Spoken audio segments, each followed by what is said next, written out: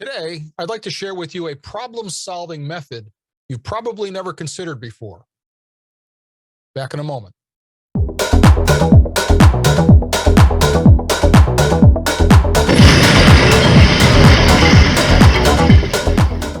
I'm sure just about everyone knows the name Warren Buffett. The reason we do is he's probably one of the richest men in the world. He is literally a multi-billionaire. And what's unique about Warren, of course, is that he started with nothing back many years ago. Today, he's in his 90s. His associate, who's approaching 100, is in the same position. They're both billionaires. They manage the company Berkshire Hathaway. And of course, they've made millions, if not billions, for the investors who have joined them on their journey. In a former bivocational life, I served as a registered investment advisor. So I have just a little bit of interest in what goes on in the markets. And it's interesting when you look at the history of Berkshire Hathaway and their investment strategy. Typically, when you look at the stock market, you notice that it's reactionary. People invest based on their emotions, based on their hunches, based on the latest trends, all that kind of thing. Berkshire Hathaway has done precisely the opposite of what everyone else has done. When you look at their history, they really don't follow trends or what everybody else is doing. For example, many people are looking for that next great thing in the market. They're looking for that emerging company like an Apple that's selling very inexpensive right now, but one day is going to make them millions. And you often see these charts that say, if you've invested in Apple in 1980 with this amount of money, that right now you'd be worth this. And everyone's kind of looking for that secret sauce, that secret place, that secret company that's going to take a small investment and turn it into thousands and even millions of dollars. Berkshire Hathaway won't do that. They never do that. They never invest in new companies, never invest in new technologies, never invest in what they call IPOs or when something first comes to market. Ever. They never do that. While other people are doing that, they don't do it. Not interested in cryptocurrency, Bitcoin, all the things that people are all excited about in the market. They never do. In fact, when you look at the investment strategy, most of it is pretty boring. They don't follow the trends that everyone else follows. They do things very methodically. They do a lot of things very conservatively and consistently. They do things that other people don't do. And as a result, you see, well, the results. They're multi-billionaires. It's a real lesson in market strategy that while many people are following the most exciting trends, they ignore them and they look at some basic economics. Now, that's not the lesson today, and I didn't want to bore you with all of this investment stuff, but I want to share with you the strategy that Warren Buffett and Charlie Munger use when they're looking for future investment. They're looking to buy new companies or whatever they're doing with relation to Berkshire Hathaway. And this investment strategy, I believe, can really help in ministry. They use the principle of inversion. Now, you've probably never heard of that before, but the principle of inversion is an approach where you look at things in the opposite in order to solve problems. For example, perhaps they're approached by a company that is having mediocre results in the marketplace. And they come to Berkshire Hathaway and say, what can you do to help turn our company around? What Warren Buffett will do is he'll look at that company and he'll think to himself, how can I destroy this company as quickly as possible? Interesting approach, huh? How can I destroy this company as quickly as possible? And so they look at just of all the factors of that company. What would cause this company to go bankrupt quickly? Well, first of all, we've got to start some rumors about this company that are not true. So let's spread some lies. Let's make sure that the people who work there hate to work there. Let's do things to make people want to leave the company as fast as they can.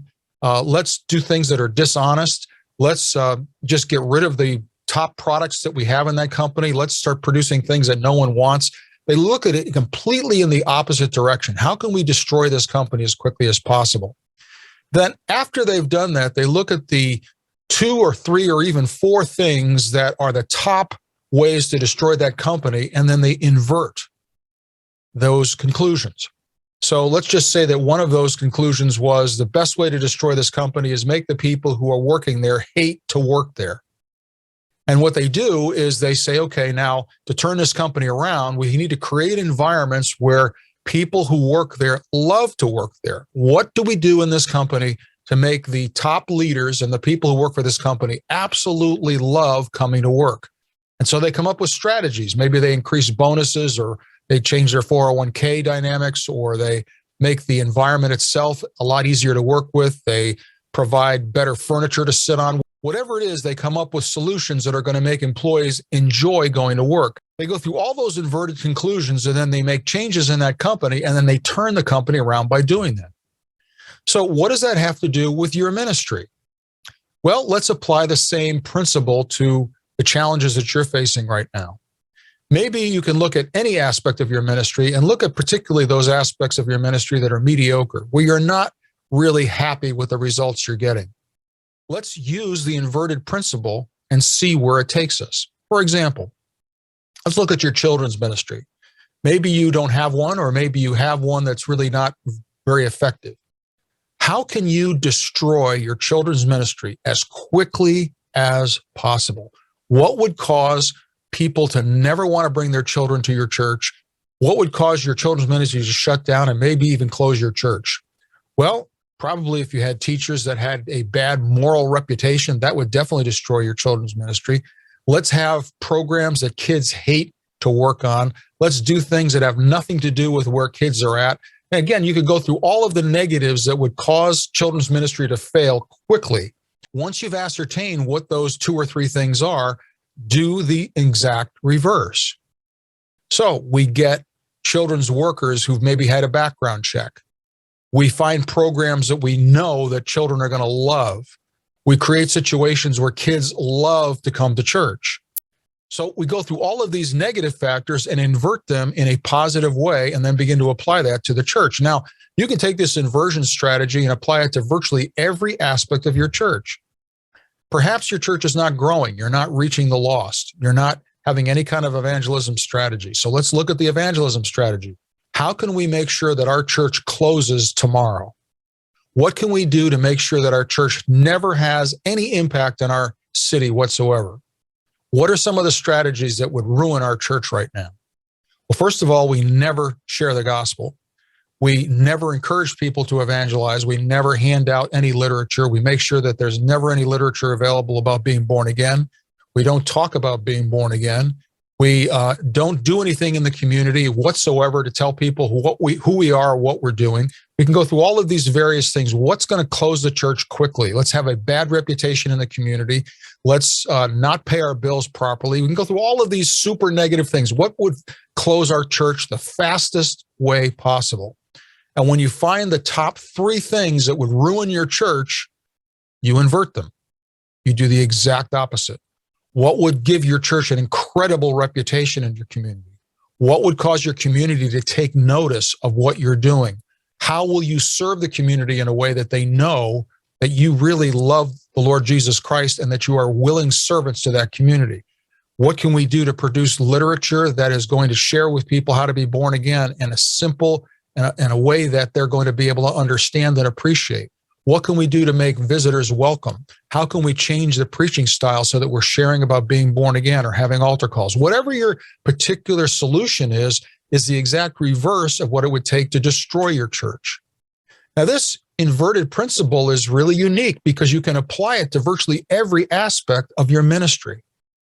Basically, look at any aspect of your church. What would cause your church to have the worst situation, and then turn it around and do the precise opposite, the inversion principle. It's very effective.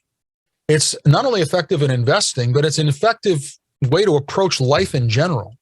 When you're approaching any problem, whether it's a personal problem or a ministry problem or financial problem, whatever it is, try this out. Look at it in the exact reverse. What would cause me to have the worst day possible? What can I do to make my day terrible beyond belief? Well, first of all, I do this, that, and the other thing. Look at things in the worst way possible, and perhaps you're used to doing that. Maybe you've already got your list. But look at things in the worst way possible and then invert it.